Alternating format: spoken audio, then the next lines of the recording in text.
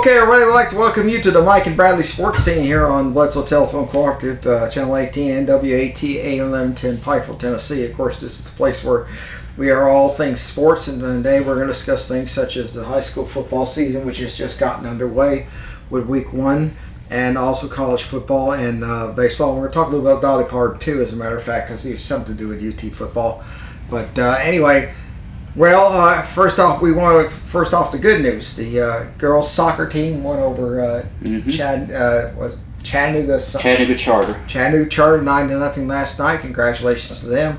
They're getting off to a good start there. Also, that's the good news. Now the bad news. Well, last Friday night, if you were at Pikeville, Tennessee's John A. Boyd football stadium. Well, and there were a lot of people there, no doubt about it, for the second straight year in that stadium. It was an actual sellout. They took about 45 minutes again to get out of the stadium. That was something else. It got down into the shootout and down to the very last play. But unfortunately for Bledsoe County, it was Bledsoe on the short end of the stick in a 43-42 overtime loss to Sequatchie County. And I cannot help but be impressed by the quarterback for Sequatchie County. He seemed near impossible to get at. He'd scramble in the backfield, and you seemed like he was going to get thrown for a loss. And he made things happen, and he was the big difference in that play. Plus, some pretty bad officiating on top of that. You know, you look at that game, Mike, and you go back to at least 3 plays where there were penalties. The first to note was the unsportsmanlike conduct on us in the end zone, which should have probably been an offsetting penalty. Now that's just, if you got one jaw and the other one jaw's back, typically you flag both and it's offsetting. That way you can, maintain some kind of reason of whatever. But anyhow, that was one that I go back to. The second one I go back to is the hold on the kickoff return that we ran all the way back. So we should have been ahead 2 touchdowns at one point.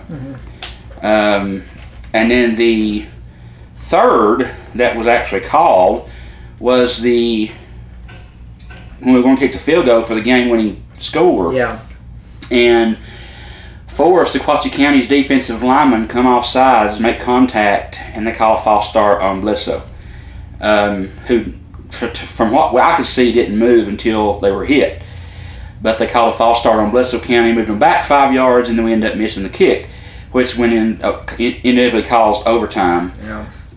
One thing that did not get called, of course, and I understand you can call holding on every play, but if you go and look at Chattanooga Times Free Press, the picture of the Bledsoe-Sequatchie game shows the game-winning 2-point conversion, and you can blatantly see there is holding going on.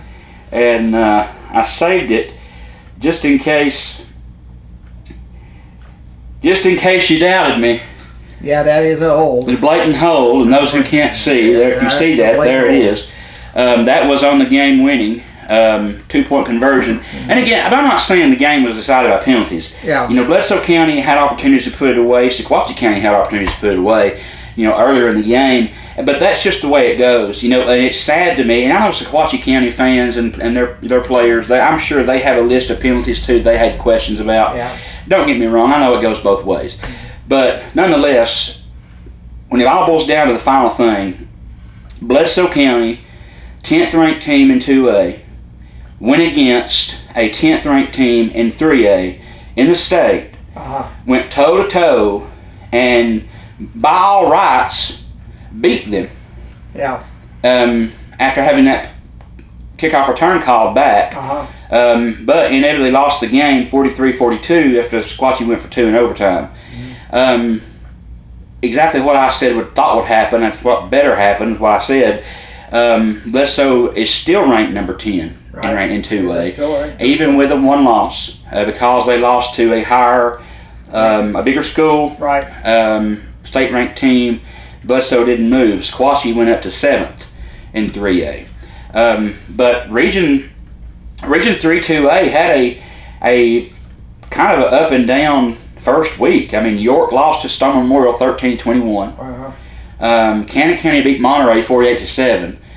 Marion blistered Brainerd 63-6, and Grundy County blew out. They just went up there and beat up on a WP team. Beat Red Bowling Springs 72-0. So lots of action going on around our area. But a lot of close games. And Bledsoe and Sequatchie was really the only one that was, aside from Stone and York, that was anywhere close to being in the ballpark with one another. Well, Ray County beat Red Bank by 1 point. Alcoa won on a last-minute field goal to beat Maryville. Touchdown, to beat Maryville. It's a funny thing, Alcoa and Maryville went into 2 overtimes.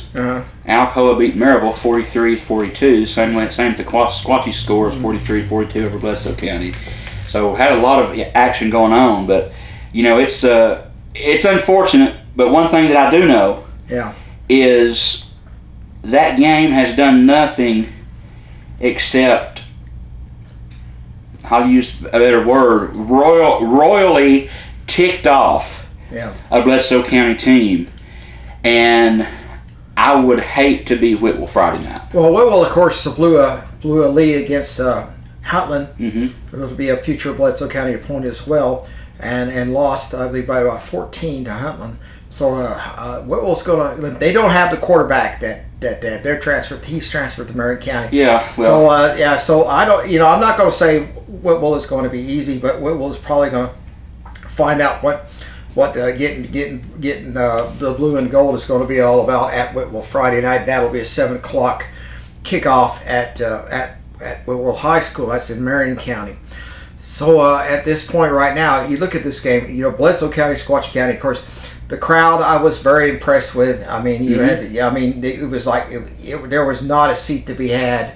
They were lining up from almost around the field. So that tells you how big this rivalry has gotten over the years. 2 years ago, I remember I was amazed by the big crowd. They said 7,000. That may have been a little exaggeration, but I would say this has been pretty close to what you had 2 years ago. Yeah. So I would say right now, if you look at it this way right now, is that Bledsoe and Sequatchie County will have good seasons. Fortunately, their quarterback, Sequatchie County, is going to be gone after the season, so we won't have to deal with him. So again, it's a lot of things. Well, they're two primary playmakers, Hicks and Hunter Minton, quarterback, and Hicks, the running back. Yeah. Those two guys carried that team. I mean, and it didn't matter what Bledsoe County did, we couldn't stop them. We could not stop those two guys in any given play. I mean, if we stopped one, the next play, the other one. If we got one for a loss for 3 yards, the next play, the other one ran it for 13. I mean, it just so frustrating, And looking at the stats, Sequatchie County had over 450 yards total stats of rushing and passing. Yeah. Bledsoe County had right at 230. So it goes to show you, even though Sequatchie County had almost double what Bledsoe County had in yards, and only had a 1 point victory to show for it.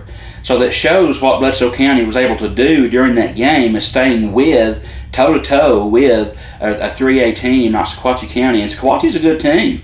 I mean, they come in last Friday night, and the only thing that was causing Bledsoe County to be favored was they were the home team, because the last 7 games were won by the home team. Yeah. And that's really the only thing that was tipping the scales toward Bledsoe County, was because we were playing in Pikeville. Right. But Sequatchie, very, very good size line, excellent athletes. They've had a good short passing game to open that run game up. And, what we lacked in size comparison, we evened it up with physicality. Our offensive defensive line was very physical. And Sequatchie was wore down. We gave them all they wanted. They gave us all we wanted. Yeah. So it was a really good game Friday night. Heartbreaker, but that's just the way it goes sometimes. That's football. But Bledsoe County, I think, is going to have a good season. It's going to be fine. We've realized what we're capable of. The first game is always the toughest, and now we've got 9 more games after this, at least, that we can really showcase what kind of talent we have. Well, of course, a bright spot for Bledsoe County was the kickoff return. Set up the first score with a deep return to almost deep in Sequatchie territory. The second one would have been a touchdown, but got called back. I think Sequatchie County just kept kicking to this guy for a while until they figured out, hey, don't kick to this guy anymore. Well, the first 4 times they kicked to Noah Shrum, and that's the kid that come from Hendon, transferred out of Chattanooga, lives in Bledsoe County. Now he plays in Bledsoe County for his senior year. But yeah, he was running the ball on returns like crazy, and they kept kicking to him. And what really made it stop was when he returned that one all the way for a touchdown, and it was called back. And so then they started squibbing it to everybody else. But yeah, it was a good showcase of athleticism on that kid's part, and really, looking in the backfield of Bledsoe County, seven players touched the ball out of the backfield for Bledsoe County Warriors. Still 2 touched the ball out of the backfield for Sequatchie County. No turnovers for Bledsoe County, 2 for Sequatchie County.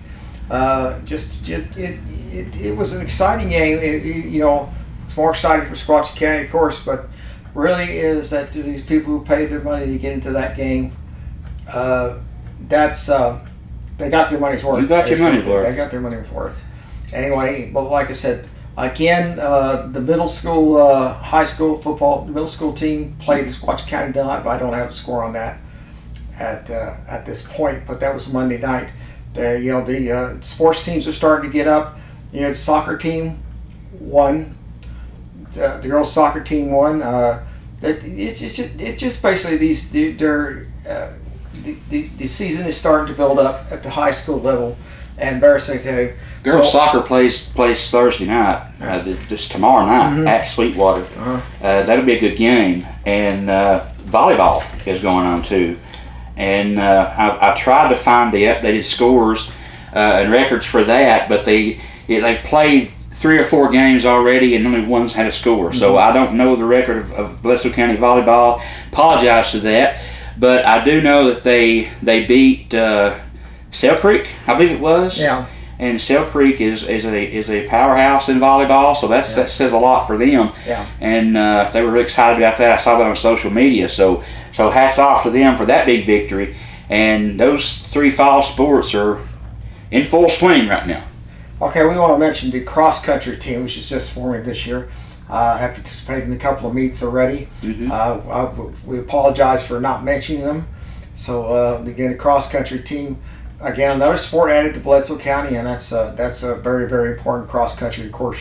Balls, basically going up against teams on a cross-country course of several miles. So, again, the teams that students can participate in is expanding every day.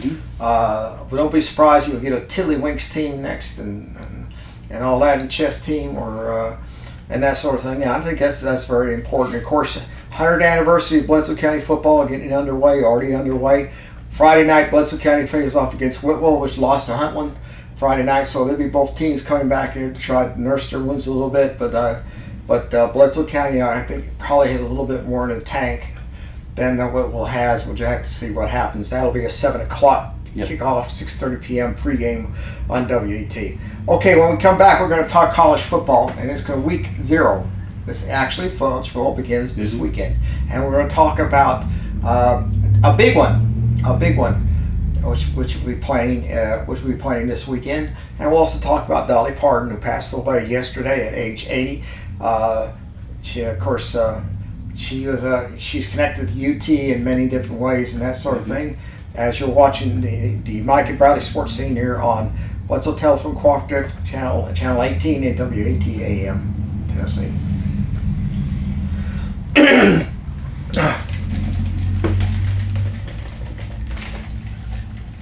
Okay, everybody. Let's see if he's want to come back in. I'll see him out there.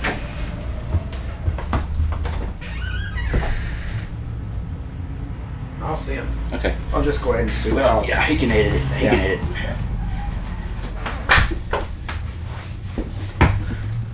Okay, everybody, we're back for the college segment. And college football week 0 is set to begin here. And of course, the big game is North Carolina versus TCU. That's to be played at Dublin, Ireland. Mm-hmm. So they're gonna play a bit of the wearing of the green, so to speak, and they have to go out and kiss the Blarney Stone. And that's the truth. The Blarney Stone is a thing. Excuse me. That the Blarney Stone is a stone where to get for good luck you have to kiss it. The Baloney Stone? No, Blarney. Blarney, not Baloney Stone. Blarney. Blarney. Blarney. Blarney Stone. Oscar Mayer makes that, I think. No, that's baloney. Okay, which is what you're good at, baloney. Okay, anyway, North Carolina State TCU will be playing week 9. That's going to be the big thing. Smaller schools getting a start before the Labor Day weekend. And Alabama, Louisiana Tech is scheduled for week 0 in 2029. Mm-hmm. And college football, Tennessee has named their starter against Furman. Mm-hmm. And that's the freshman, Brandon Faison. Faison Brandon, excuse me. He has started over George McIntyre. Apparently, McIntyre did not have that great spring practice, and apparently the freshman apparently has shown that he can lead. So he is getting the nod for the starting thing. Vanderbilt is also named a freshman, true freshman, as their starting quarterback. So they're going to be both going to be starting about the same level as before. Now, of course, Tennessee plays Furman. That will be a 2:30 p.m. kickoff. They moved that to 2:30. And it'll be on SEC Network Plus and ESPN Plus. So that'll know your TV network is. They'll play at Knoxville. That'll be the third meeting between the two teams. The first two Tennessee won in 1941 and 1942. Now, we're going to talk about a sad news report. Dolly Parton, who came from the hills of East Tennessee and had passed away at age 80, apparently of a cancer, has died of cancer. Her services will be private, and they are asking that people give to her Imagination Library, which is a good cause for everybody. But she was very well acquainted with Tennessee football. She was a Tennessee football fan. Mm-hmm. Peyton Manning has sent his condolences, his regards. Flags are at half-staff for a week in honor by President Donald Trump. And there's a statement by Eric Ainge. He said the first things when he came to Tennessee, 4 things that he would he can never badmouth in the state of Tennessee: Smokey, John Ward, Peyton Manning. Mm-hmm. This should be 15. Tennessee Vols and Dolly Parton. Yep. He says if you want to live in the state of Tennessee, you should never ever badmouth. That tells you about all Sure. This. Yeah. And she, of course, a few years ago came on and sang Rocky Top in the stadium for the fans at a UT football game and all that. And she was a big Tennessee fan, and that's how it is. You know, Dolly Parton, of course, was a humanitarian. She was an actress. She was a singer. She was a businesswoman. You know, she did all those things, and she never forgot where she came from. She never got what they call above her raisin.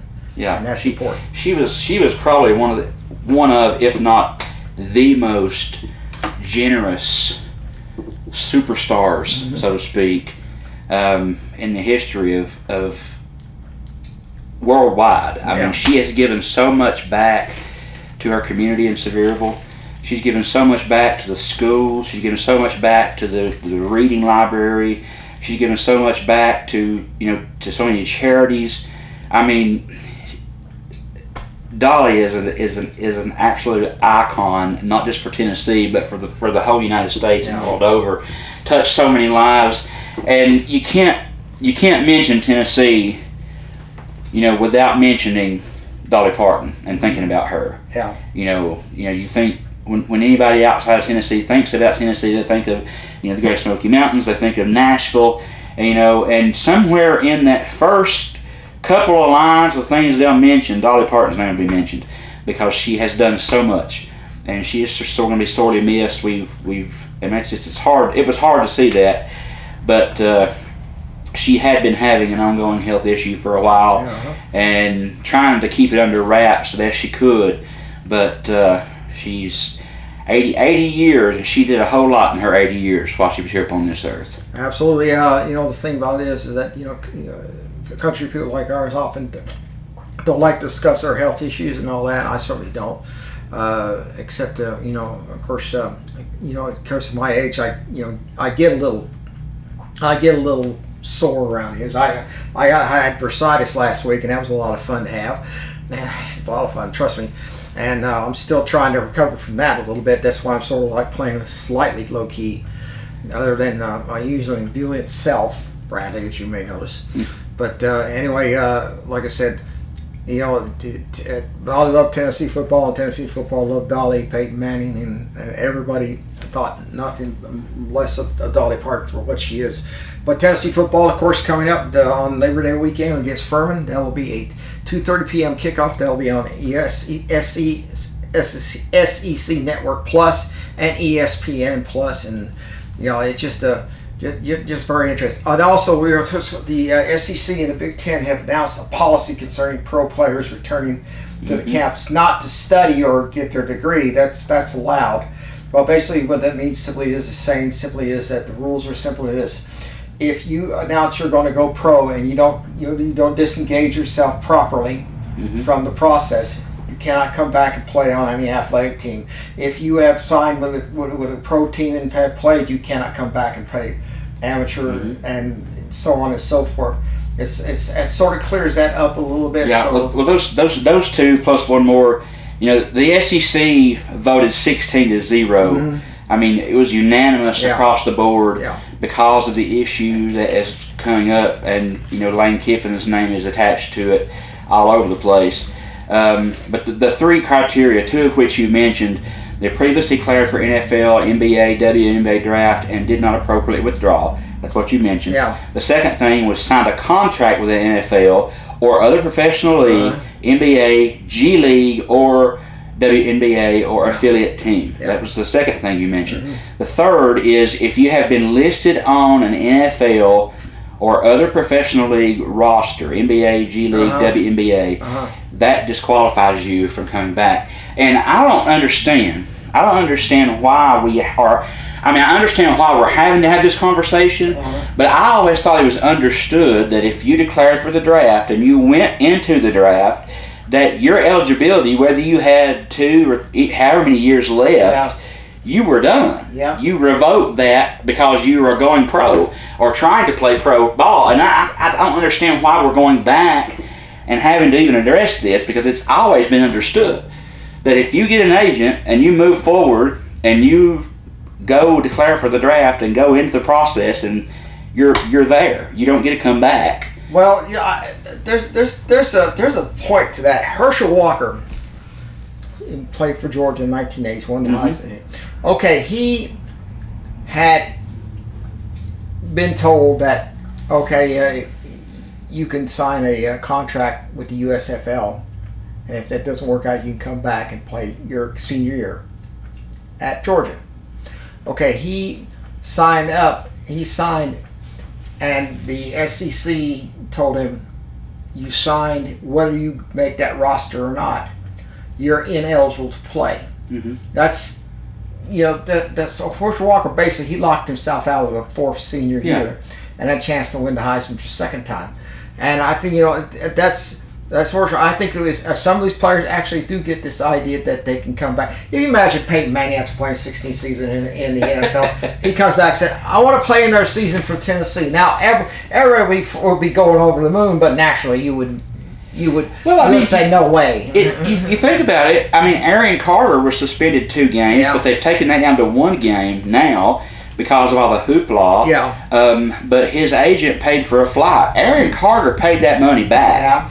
Paid that money back, $420-something back to that agent, and they still penalize. So regardless of the situation, and this is where I do agree with Lane Kiffin, is his argument now is we're in trouble here. Conferences are using a double standard with court orders, and I wholeheartedly believe in it. I support that by and by. Yes, they are a double standard. While allowing some to do it and not allowing others to do it, it's not fair. But now they're having to buckle down. SEC, Big Ten, they've got on board. It's just a matter of time before the ACC, the Big 12, and all the other conferences do the same thing. And it's sad that the conference themselves have to do that when the NCAA won't. That's the sad part. That's the NCAA. It's a dog with no teeth. That's not where it's to. You ever had a dog gum you? if you're letting the conferences decide what's going to happen in their own conference, then why in the world do you need the NCAA anyway? I mean, that's just what bothers me. And I'm not just talking football. I'm talking basketball, baseball. I'm talking all the way across the board. Mm-hmm. If you are allowing, or you're putting it on the conference to police basically its own policies, and the NCAA is not going to enforce and police its own policies, they're putting that burden on the conferences, then why not just break off and have the SEC League, the Big Ten League, the Pac-12 League? I mean, why even worry with the NCAA? I think it's all about the money. It's the golden rule. He who has the gold makes the rules, and that's the way. Yeah, but that's the thing. The NCAA, without those conferences, has nothing. Now, the SEC, arguably, the SEC is the richest conference in the NCAA right now. The NCAA knows that if they were to make the wrong people mad, that the SEC could break off and start its own league and could be successful and still make the same as much money or more than what the NCAA is they're making under them. The Big Ten, I think the Big Ten can also do that. Yeah. I think the ACC could do that, if not through football, basketball. Yeah. Those three conferences, I think, could be self-sustaining in their own league. And if they ever did that, if the SEC or one of those three ever broke away, there would be no reason why other teams could not join said league, because they wouldn't be bound by the NCAA. Well, you have to let's look at an example of the Southwest Conference. Okay, up till 1992, it was a reasonably solid conference. Mm-hmm. Then Arkansas joins the SEC. Okay, suddenly it's an all-Texas league. Okay, they tried to get some teams like LSU, Tulane to join, and they wouldn't do it. And so what happens is this. They decide each keeps their gate receipts. Basically, it's each of their own. Well, the big problem is that some had more power than others. Texas A&M had teams like that. SMU had that. While you had other teams like TCU and Texas Tech, which had very modest, wouldn't fill half their stadium, and they ended up losing. And so, as a result, by 1996, the league had disintegrate. Some went to join the Big 12, some went to join Conference USA, some went to win independent, and that sort of thing. So again, it's all about the money. It will be about the money. The three things that run college sports is 1, money, 2, money, 3, money. That's the way it is. It's always money talks, and it doesn't matter, and it doesn't matter how you slice it. It's all about money. Mm-hmm. Yes, I believe if the SEC and the Big Ten and the ACC decide to split and become this so-called super nucleus of a conference, college football, as you know it, would be finished. Truly. And we have our first phone call. Hey, it's live call. Live call. And so we'll let it ring for a second here. And so, we're going to go to a break, and when we come back, we're going to talk about Bradley's least favorite sport of all, baseball. Now you got to get the first side. As you're watching the Mike and Bradley sports scene here on Blitz Hotel and Channel 18. You need a bank that you can depend on. Here at Citizens Tri-County Bank, we have the most dependable staff that you will ever meet. Call in, you will not get an automated attendant, you'll get a person. But on the other side, we have all the technology that anyone would need, from apps to online banking to bill pay. So please come and grow with us as we're about to celebrate our 50th year. We are the only community bank you will ever need.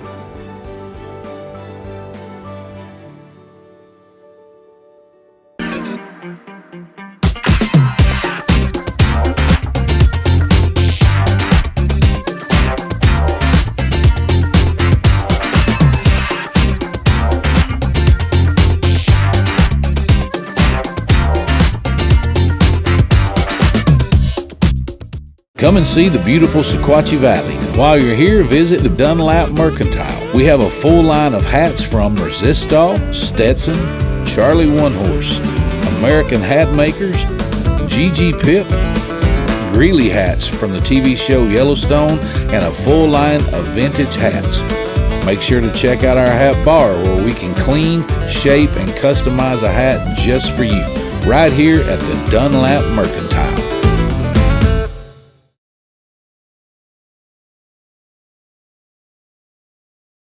At Jason Lewis Dunlap Supercenter, we're committed to be better. Better prices, better vehicles, a better experience. Your Jason Lewis Dunlap Supercenter understands that you rely on us to provide you with the highest quality of used vehicles. With over 350 pre-owned cars, trucks, and SUVs. So what are you waiting for? Let us show you a better experience with the Jason Lewis Automotive family. Come visit us at Rankin Avenue here in Dunlap or on the web at dunlapsupercenter.com.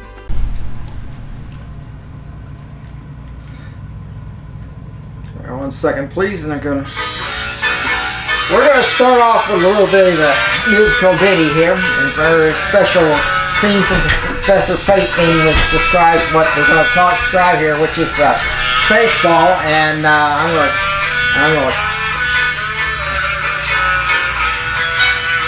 It's all part of the show, folks. He's having little technical difficulties here.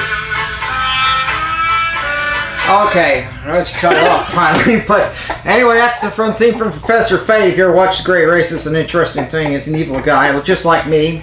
In fact, the guy on that... You would play that part very well, Mike. I sure would. I just need the top hat and the handlebar mustache and laugh to go along with. Yeah. And you're Max, who's dealing with his assistant. Yeah. Okay. But anyway, we're going to talk about our favorite subject, which just happens to be baseball, or at least Bradley's favorite subject. Since, you had to do that, let's play some real music. Yeah. Here we go.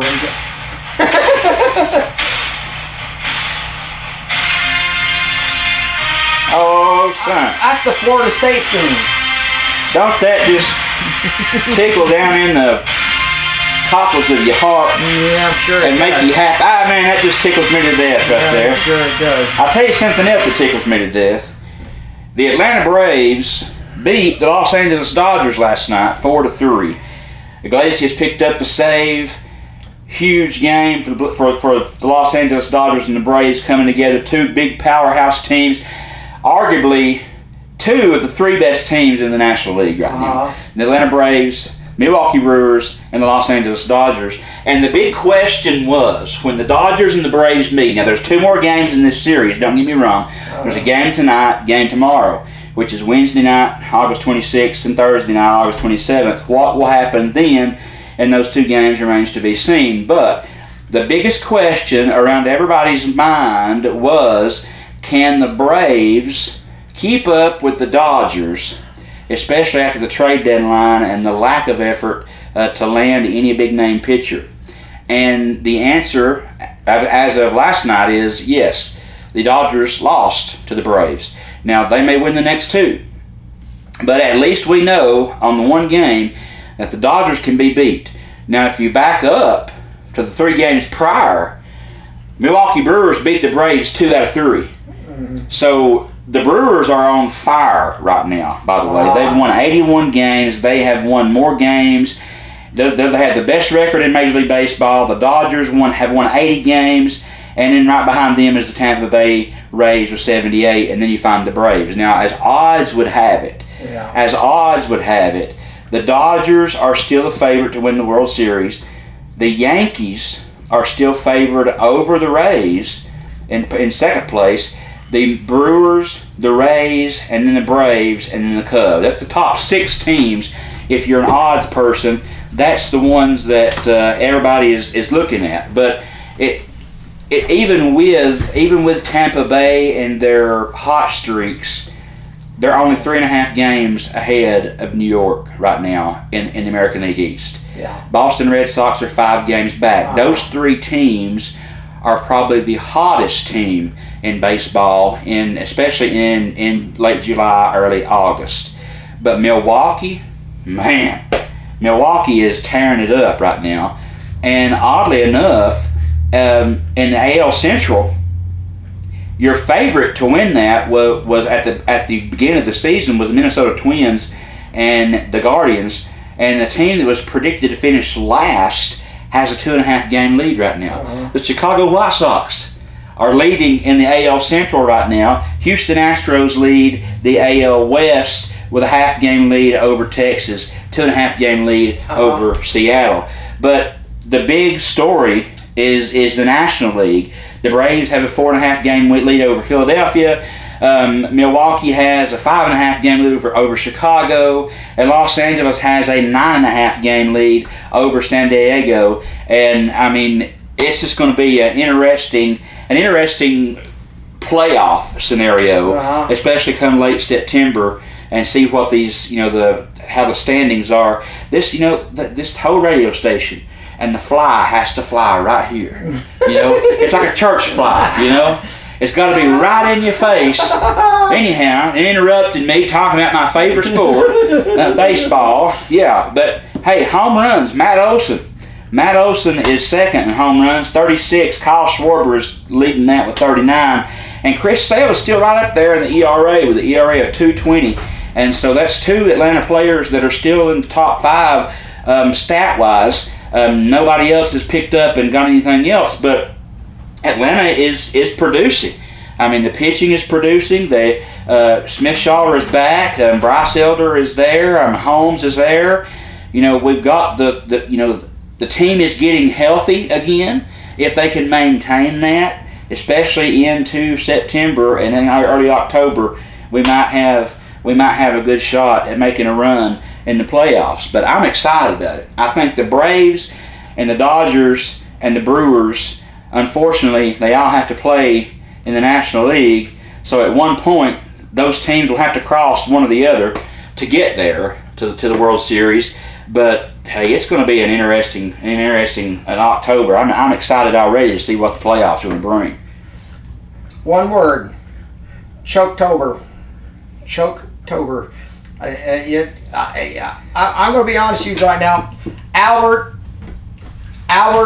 will not be pleased by you phrasing the Braves like you have. Albert will come down and you know what? And he will show up with a cap, and he says World Series champions. And he said, "Here, Bradley, wear it." This is how Mike. I tell you everything you need to know about Mike and his baseball knowledge.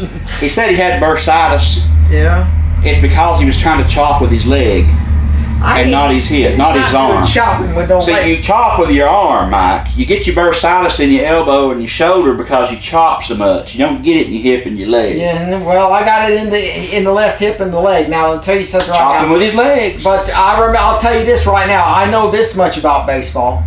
Babe Ruth is not a candy bar. That is correct. That is correct. So, but let's just test your baseball knowledge. How many home runs did Babe Ruth hit since you brought him up? Let's see. He had 714. Okay. How many strikeouts did he have? I don't know. 1,330. And from 1928 to 1964, led the majors in strikeouts. That was a record. He didn't play in 1964. But from 1928 to 1964, he held the record for most strikeouts. Guess who broke it? Who? Mickey Mantle. Let me tell you something right now. What is the one thing that Babe Ruth wanted to do but never got to do? Catch. Manage the New York Yankees. Manage, yeah. The Yankees. He never, because they wouldn't cut because he was too. There's a story. Now this is a true story.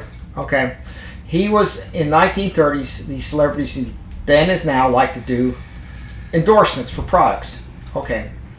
He goes in and he starts reading on the road. Now Babe Ruth is not what's called the world's greatest script reader. He goes in there and he fouls up the thing. Oh, this is live. Babe Ruth did one thing very good, and that's hit home runs. Yeah. Okay, but the story was that they were doing it live, which means basically is that what he said actually was what you heard on here. And 3 times he did this. And 3 times he screwed up, and he finally said, "Son of a," I did it up, and you're not supposed to say stuff like that. And you know what? He received not one complaint That's how, because they knew Babe Ruth meant no harm. That was it. He said, "Son of it, I did it again." Oh, my goodness. And that's how it was. And that was Babe Ruth. They said that's why the Boston Red Sox had the curse of the Bambino, because they traded him to the Yankees. Mm-hmm. That's the curse of the Bambino. Well, Babe Ruth, he played for Boston. Mm-hmm. Played for the Boston Braves. Yeah. Actually, and then played for the Boston Red Sox, and then played for the Yankees, and then ended up playing for the Braves again. Yeah. Before they moved to Milwaukee. Yeah. So he had 2 stints with them. But yeah, Babe Ruth is. You think about the great baseball players of history. You hear like Joe DiMaggio, Mickey Mantle. You hear Ted Williams. You hear Stan Musial. You hear all these good names, but you can't ever go down a list. Somebody somewhere is going to mention Babe Ruth. Your pet fly is buzzing. I know, and I'm fixing to smack him if you don't get out of my face. There's this story. The most rare baseball card is the Honus Wagner. Uh-huh. Okay, you know how they got to be so rare? Honus Wagner they used to put them in packs of cigarettes. Mm-hmm. Okay, well, Honus Wagner was a non-smoker. Mm-hmm. He didn't smoke, so he said, "Keep my card, keep my off pack cigarettes." That's why if you find one with a pack of cigarettes, that's a rare thing. I think it was about $1 million. I think is what they wanted. Yeah, they had. I have seen one of those cards. Mm-hmm. Visiting Cooperstown, there is one of those cards enshrined in. Play here, go. You're just gonna all of a sudden you're gonna see me go whop and smack Mike. It's gonna be on his forehead. No, anyway, I have seen one of those cards. I've laid eyes on it. I've not gotten to touch it. Obviously, I'd love to do that. But all of memorabilia up there, and they have one of the very few Honus Wagner's card enshrined at Cooperstown. And it's something to see. I mean, I'm an avid card collector. I love doing that. It's a good hobby, keeps me busy, and there's always it's the thrill of going through a pack and opening up a pack. There are things that bring me back to my childhood. And one, if I smell a certain applesauce or something like that cooking, or apple pie cooking, and the smell brings me back to Mama's house when she was cooking applesauce pie. But there's another smell that when you open a pack of baseball cards, and those who do that know what I'm saying. If you can open a pack of baseball cards and sniff it, and you smell that coating, that coating on the cards, and when you first open it, explains a lot. Oh man, there is something that takes me back to when I was a 7-8-year-old kid, trying to find every Brave that I could in the pack. That was my goal then. I didn't really know who was good and who wasn't, but I wanted every Atlanta Brave, good or not. And that's, my collection now is rather extensive. My wife tells me I need to get rid of it, but a lot of it, but she don't see the value in it like I do. Yeah. But it's that's one of those things that brings me back to childhood. And baseball, I love football. Don't get me wrong. I would rather watch football than baseball, but there is something about America's greatest pastime that is our favorite pastime that is just ingrained into my DNA, and I blame my grandfather. I blame my grandfather because that's all that I watched in the evenings coming home from school. If the Braves weren't on TBS, the Cubs were on WGN Channel 7. Yeah. So I watched baseball as a kid from the summer all the way into the late fall into October because Papa watched it. And then that's just been ingrained into me, which is why my favorite team is obviously Atlanta Braves. Yeah. But my favorite player ever is Ryan Sandberg from the Cubs, oddly enough. Speaking of which, when I was in school, they used to have what's called a photostat machine. They used to run copies off tests and that sort of thing, and it would have an unusual smell, a damp smell. And you ever would know when you would get a fresh copy of that, everybody in that class would be putting their noses up there. It was hilarious because it was the highlight of your day. You knew you were going to fail that test. Well, what the heck? You just felt good doing it. I used to read Peanuts, and they used to have going to baseball, where Charlie Brown was the world's worst pitcher, and I'll show out every game they ever played. Well, he was a big fan of a fictional baseball player, Joe Shabobnik. Don't ask me to spell it. Don't ask me to spell it. Well, he's going through the drugstore looking for every baseball card, just like you, with Joe Shabobnik. He can't find one. He gets the same player over and over again. One, he's not his favorite player and all that. Then Lucy goes into the store, orders it. Oh, it's Joe Shabobnik. And Charlie Bauer has a pricks, and he's offering her money. I want the card. Nah. And then he leaves all mad and said, just never really liked him anyway. It was hilarious. That's one of those things that made. Yeah, well, of course, remember this right now. Bob Uecker was a Milwaukee Braves announcer and a player for a long while, and then of course Albert is a Dodgers. Coincidence? Maybe, maybe not. But I'll tell you what: if the Dodgers. If the Dodgers and the Brewers play, I'm going to guarantee you Bob Uecker is going to show up in that tacky jacket of his, and Albert's going to show up and he's like, "Here, Bradley, wear these hats." And then what you're going to do? Here's a thing. I would wear a Los Angeles Dodgers hat for one person. What? For Albert Roberts. Okay. If he had ever asked me to wear one, I'd wear one. Albert's gone now. Yeah. And I will not wear it for anybody else. But I will tell you, on the stand in my living room, Albert drew a picture for me of Snoopy. Yeah. With a Dodgers logo, a Dodgers jersey, a Dodgers hat, and a baseball bat. Yeah. And I've got it framed because that was something sentimental from Albert to me. And I have that framed, and it sits in my living room. And that will forever stay in my living room. Well, you got to bring it to this next show and show it to everybody. I'll do that. And do that. And of course, if nothing else, I'll take a picture of it. But of course, as Bob Uecker used to say about baseball, what was it in the movie? Major League? Just a bit outside. Just a bit outside. So anyway, like that. Bradley, we're going to have to cut this short because we're starting. Yeah, you're starting to look like a lobster there. I've lost about 14 pounds sitting here. You look like a raccoon with those little rings around your eyes. Yeah, it's warm in here. Yeah, absolutely. So we're going to do it here, and hopefully next show it'll be a lot cooler, and it'll be around the Labor Day weekend. And I will quickly close out with my words today. Go Blue, go Braves, go Big Orange. And of course, Friday night, Bledsoe County plays at Whitwell, the Tigers, to take on the Tigers of Whitwell. We hope that you'll join us for that broadcast. 6:30 pregame, 7 o'clock p.m. on WAT and on the internet. What was the internet? Valley Sports Media. Valley Sports Media on the internet. Network.